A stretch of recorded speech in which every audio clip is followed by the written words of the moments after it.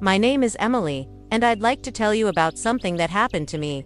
This is the story of how I discovered that being the dependable daughter, the one who quietly fixes everything, and asks for nothing in return can make you invisible to the very people you're trying to save. It's about finding a will that erased me completely, walking away from a family that took my love for granted, and learning that sometimes the most radical thing you can do is stop showing up for people who never really saw you in the first place. I was 25 the first time I paid my parents' mortgage. It was a Friday, I remember, because I had just finished work and was about to drive up to the coast for a weekend I'd been planning for months. Then Mom called. Her voice was tight, careful the way it always got when she needed something but didn't want to ask directly. "We're a little behind," she said, "just this once." It wasn't just once. The coast trip got canceled. I wired the money, and that was the beginning of the version of me they came to rely on. Dependable, quiet, always a step ahead of the next crisis. When Dad needed emergency dental work and their insurance didn't cover it, I paid. When the hot water heater exploded the winter after my sister Sable quit another job, I covered the plumber and groceries in the same week. I didn't even flinch anymore. It was just what I did. Meanwhile, Sable floated. One minute she was launching a smoothie blog, the next she was in LA, selling handmade dog collars or posting vague modeling photos captioned with song lyrics. She changed cities the way some people changed shoes. She never had enough money, but she always had a way of making everything about her look fun, untouchable, carefree. They never asked her to help. I used to think that was just how family worked. Everyone plays a role. Mine was being the fixer. I earned more, so I gave more. I was stable, so I absorbed the chaos. Sable called it being Emily. Like that explained everything. And I let her. I didn't need praise. I wasn't looking for recognition. But deep down, I guess I thought that meant something. That love looked like showing up. That the quiet, keeping everything together kind of care would be seen eventually. But it wasn single quotes. The day I realized that was the day. I picked up a folder I was never meant to see. Dad had finally admitted he was overwhelmed, too many papers piling up, too many bills slipping through the cracks. So I came over one Saturday with my scanner and laptop, ready to help. He muttered thanks and turned on the news. I sat at the dining room table, sipping lukewarm coffee, sorting through faded envelopes and paperwork, so old it smelled like mildew. It felt routine until I saw the label. A red tab marked estate plan, tucked behind utility receipts and bank statements, like it didn't matter. I hesitated. I'm not someone who snoops, but something in my intuition, dread, maybe just exhaustion, told me to open it. So I did. The first page listed their names. The next, a summary of assets: the house, the savings, the car, the life insurance. Then came the allocations. Every single item, every bit of what they had, was assigned to Sable. All of it. My name showed up once. One line near the bottom. "We leave our love and gratitude to both our daughters." That was it. No note, no letter, no special item, no mention of the years I'd helped them stay afloat. Just love and gratitude. Generic, weightless. I blinked at the page, then read it again, slower this time. It didn't change. Every room I helped repair, every loan I quietly repaid. They were invisible here. I was invisible here. I didn't cry, not yet. I just sat still, fingers pressed against the table, like bracing for a tremor. Sable, the girl who once used their car to chase a DJ across 3 states, who borrowed my credit card and ghosted me for 2 months, was the one they had chosen. Not because she'd earned it, but maybe because she never stayed long enough to disappoint them. Dad walked in with a refill of coffee, still half watching the news. "You still scanning those papers, Em?" he asked. I held up the will. "Did you mean for me to see this?" He paused, just for a second, then sighed. "College," he said. That was all. I stood up, closed the folder, and realized I'd been erased by people who still used my name. The next Saturday, I didn't go to their house. I didn't remind them about thermostat settings, or refill their prescriptions online, or double-check that the gas bill had been paid on time. I just stayed home. Sunday came and went. Then Monday. Still nothing. No text, no call, not even a emoji from Sable. By Thursday it became harder to tell if I was more hurt or more numb. I kept staring at my phone like it owed me an apology. It didn't ring. Neither did they. At work, I must have looked worse than I felt because Rhea stopped by my desk mid-morning, quietly sliding a granola bar next to my laptop. You've barely touched your lunch, she said. Want to come walk with me later? I nodded, grateful for her presence. Ria was never nosy, just observant in the way that people who've been through something often are. We walked around the block twice before she finally asked, "You okay?" I told her about the will. Not everything, just enough. She didn't gasp or offer advice. She just let it settle between us. Then, after a few seconds, she said, "You know you don't owe them survival, right?" It was such a simple sentence. It landed somewhere beneath my ribs, like a breath I hadn't realized I was holding. That night, I went home and left my phone on the kitchen counter. I cooked for myself. I lit a candle. I watched a documentary about sea otters for no reason at all, and I didn't check for messages because I already knew. The only thing louder than their silence was the clarity it gave me. They hadn't noticed I was gone because they'd never really seen me in the first place. 3 weeks later, the silence finally broke with a text about the heater. It had been 22 days since I left their house. Not that anyone was counting, except me. I hadn't called, hadn't shown up, hadn't reminded anyone about autopay, deadlines, or prescription refills. And in all that time, I received nothing but silence until the text came through. "Emily, hi sweetheart. Heater's acting up again. Can you check before the weekend? Thanks." No mention of the will. No "how are you?" Just an expectation wrapped in a nickname. I stared at it for a full minute, then typed, "Call someone else." 3 dots appeared, then disappeared. Then a second message came, not from her, but from Dad. "Emily, don't be dramatic. We didn't think you needed anything from the will. You've got your life together." That made me laugh out loud. The kind of laugh that comes from someplace bitter and exhausted, as if being responsible disqualified me from being acknowledged. As if competence meant I was ineligible for care. I didn't reply, but a few hours later, Sable did. "Emily, you're acting weird. This isn't a big deal." That one made my chest tighten, because if it wasn't a big deal, then what was I? I looked at the message, then typed slowly, "Then pay the mortgage." She answered instantly, "Girl, I can't afford that. That's your thing." My thing, the roof over their heads, the groceries in their fridge.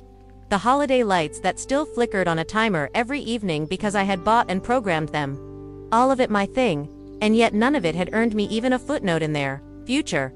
That night, I opened my banking app and paused the auto transfer for their utility bill. The next morning, I opened the group chat with my parents and hit leave conversation. It was time to stop pretending they didn't make a choice, and time to show them I could too. 3 days later, they showed up at my door. I was halfway through a cup of reheated coffee when the front desk called. "Hi, Miss Emily. There are 2 people downstairs saying they're your parents. They're asking to come up." My heart didn't drop. It hardened. "I didn't invite anyone," I said. "I understand." They said it's urgent. They looked determined. "Please don't let them up." "Got it," the man said, hesitating. "But they're not leaving." I stood there for a few minutes, then grabbed my keys and walked down. They were waiting just outside the glass doors of the building. Mom in a tailored coat and pearl earrings, her expression pulled tight in rehearsed fragility. Dad looked tired, arms crossed, saying nothing. And Sable stood beside them like an extra witness to their performance. I opened the door just wide, enough to step into the frame, no further. Mom stepped forward immediately. "Sweetheart, we just need 5 minutes. That's all." I didn't move. "No," I said, voice steady. "You need money. That's all." Her face flinched like I'd slapped her. "That's not fair." "Neither is leaving your daughter out of your will," I said. "Let's call it even." Dad's jaw flexed. "We didn't come here to argue." "No, you came to make me feel guilty enough to keep paying your bills, but I'm not doing that anymore. Ask Sable." Sable scoffed. "Don't drag me into this. You're already in it," I snapped. "You got the house, the savings, everything. So why am I still the one expected to fix what breaks?"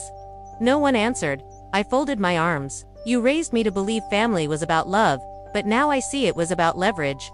And now that you have nothing left to hold over me, you're panicking." Mom's lip trembled.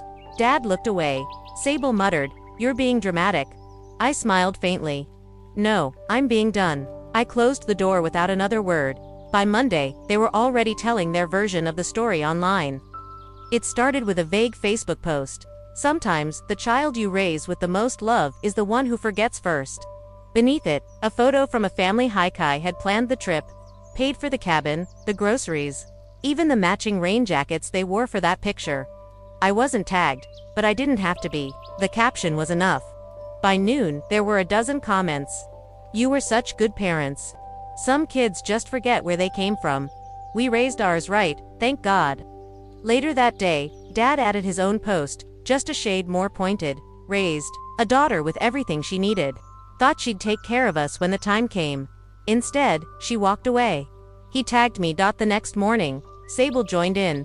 She didn't write a status, she didn't have to. She posted a filtered selfie on the porch swing with Mom, eyes glistening just enough to catch the light. The caption read, "She doesn't deserve this, but I'll keep showing up even when others don't. That's what family means." And then, of course, the screenshot, $1,000 transferred via Venmo to Mom and Dad, labeled "Because love doesn't skip payments." The comments exploded. "You're amazing, Sable. Your parents are lucky to have you. Wish my daughter was more like you." They were crafting their narrative bit by bit. They had the first word, the louder word, and I stayed quiet. Not because I was ashamed, not because I didn't have proof, but because I knew the truth would be drowned by the volume of their performance. They wanted sympathy. They wanted to be right. And above all, they wanted me to break character. I didn't. At least, not yet. But that night, I sat down to write the words they weren't expecting. I had held back longer than anyone expected, not out of fear, just exhaustion. The truth sat in my throat like a stone, too heavy to carry, too sharp to swallow.